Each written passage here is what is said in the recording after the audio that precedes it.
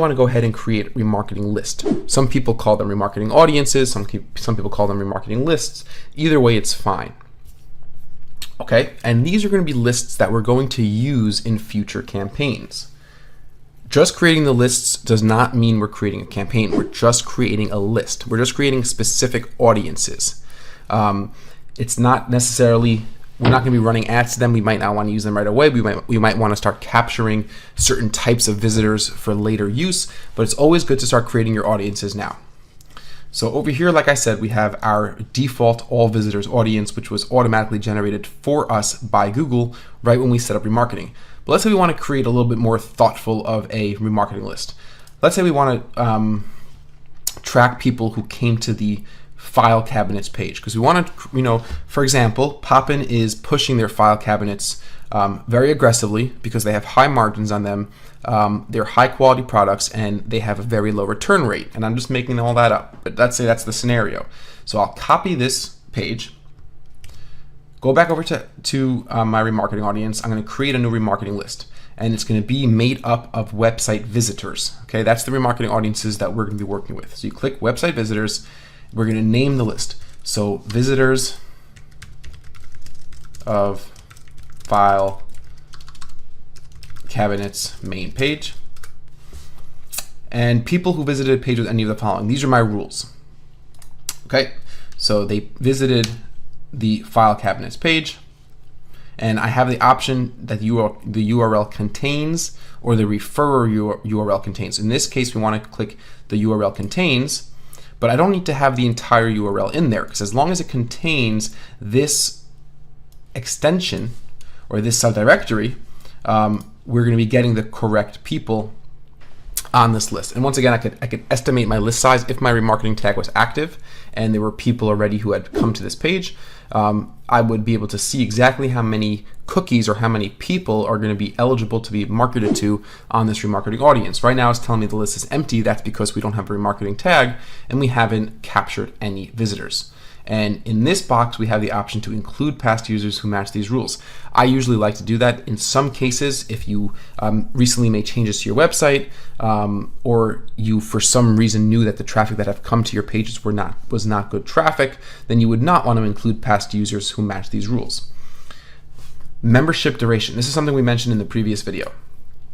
How long will it take for the cookie to expire on your visitor's browser? So it's generally 30 days. Let's say I know that Poppin has a longer sales funnel at 60 days, so I'll make it 60 days. So it'll be a 60-day cookie. That means if somebody comes to my website on October 10th, right? They're cookied. We drop a cookie, a pixel into their browser. We then could remarket to them as part of this audience if they come to the furniture page. And if they have not come back to the site within 60 days, after 60 days, they are no longer eligible to be remarketed to with our remarketing campaigns. Okay? In this box, we could add a description. There's no need for me to do that here because it's a self-explanatory rule. And we'll go ahead and click Save.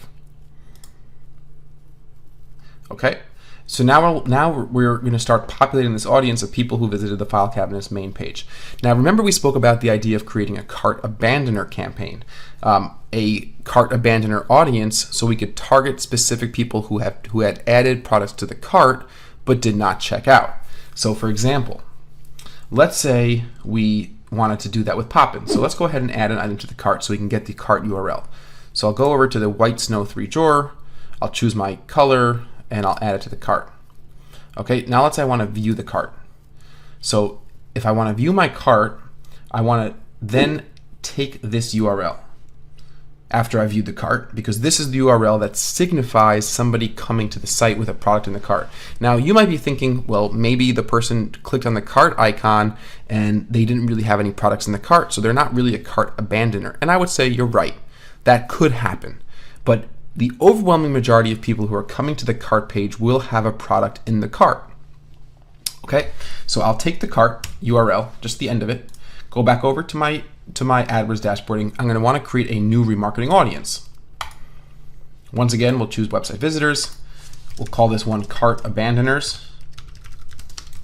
Visitors of a page, and we're going to start now we're going to add a rule. So first, we're going to include anybody who visited the /cart page, okay?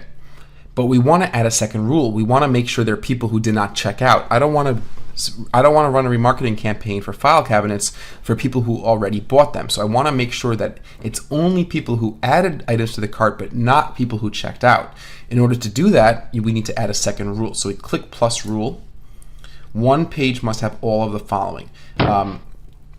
And over here is where we create our second rule. So the URL does not contain / and I'm not going to go ahead and order a $300 file cabinet right now, but let's just assume, let's pretend that their URL for the order complete thank you page was order dash confirmation. That's a pretty standard one. Okay, I'll click done, and now I have two rules. I have the people who visited a page that included / cart, but they did not view a page that included or contained /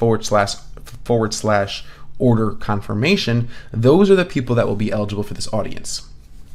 Okay, once again, let's say I want to make this a 70-day membership duration. I'll click save, and now I have my third list, right? I have a automatically created all visitors list that AdWords made me. This will be everyone on my remarketing list. Visitors of file cabinets main page, and cart abandoners. Okay, so that's the way we set up remarketing audiences. As time goes on, and once you have your remarketing tag, you're going to start seeing list sizes here. You're going to start seeing people populating these lists. Now, what about running a remarketing campaign? Okay, now we're not going to get very deep right now at this time into setting up display campaigns, because this course is really focusing on search. But let me show you the steps to basically apply this list to certain campaigns. Okay, go back to all campaigns, and we're going to create a new campaign. We could create a search network only campaign, or we could create a display network only campaign, or we could do a search network with display select, which is a campaign type that I really don't like, and you should never really use it. Okay, so let's say we were going to do a remarketing campaign for search, because that's very appropriate for us. What that means is somebody who's been to our site before and now they're back at Google search and they're searching for certain keywords, we want to target those specific previous website visitors. We spoke about remarketing lists and search ads, RLSA, in the previous video, so you know what that is. So I'm going to go ahead and click search network only. And let's say we want to do a cart abandoners campaign. I'm nervous that people are coming to Poppin, they're adding items to the cart, and then they're going back to Google to comparison shop. So I want to be there. I want to show another ad to those people and give them a 5% coupon. It's a really, really powerful technique. It's really, really cool stuff. So I'll name this remarketing to cart abandoners, and let me just copy this because I'm gonna do all features, and I'm gonna have to click OK. And I'll paste my campaign name back in there. And we have all the same settings. So we're not going to go ahead and run through all these settings. Once again, I'll include search partners, US and Canada, and default bid, let's say, is $3. Well, I'll make my default bid a little bit more aggressive at $4 because, that's probably too aggressive. I'll make it at $3 because with the remarketing, I know that the quality of my visit of the visitors who are going to be seeing my ad is going to be very high, because not only do I know that they were on my website, because I'm only going to be using our cart abandoners audience to target this campaign, I know that these are people who are very close to checking out. So you know what, I'm going to go back up to $4 on that. And our budget, let's make it $200 a day, because I'm really want to make sure I get all the impressions possible. And I'll choose my delivery method to accelerated. I could add my site link extensions right from here. So I could add some site link extensions, and I could schedule it if I want to, and we'll click save and continue. So ad group is remarketing, or 10% coupon. So this ad group will be focused on giving people a 10% coupon to come back. And keep in mind, we're only targeting this ad that we're writing now is only going to be shown to people who have been to our site and who have added products to the cart, because we're only going to be using the remarketing audience called cart abandoners to target these ads. So headline could read something like, very straightforward.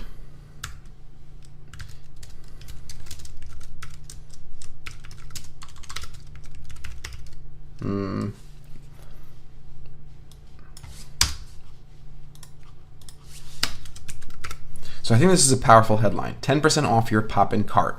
It's immediately giving off the impression and it's immediately conveying a sense of personalization.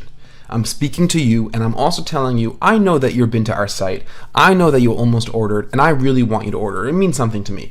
And it means so much that here's the 10% coupon. So you're conveying to a person that I'm treating you in an individualized way, while at the same time offering them a discount, which is incredibly valuable to the consumer. Description line 1. You could be as clear as unclear as you'd like. You could kind of write features, benefits. It's not as important here to describe the products, because these are people who already added products to the cart. You want to just appeal to the person.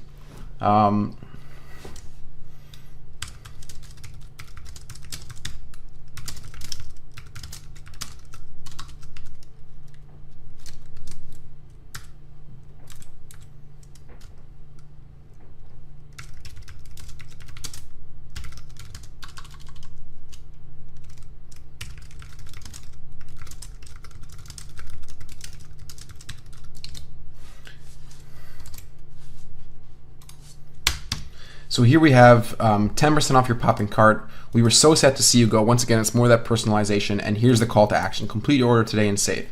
What we do need to do, I realize, we need to add the coupon. We need to actually give them the coupon code. So let's say we created a coupon code is save10. Enter, let's say, save10 at checkout. And save. And complete your order today. So we change this line up a little bit.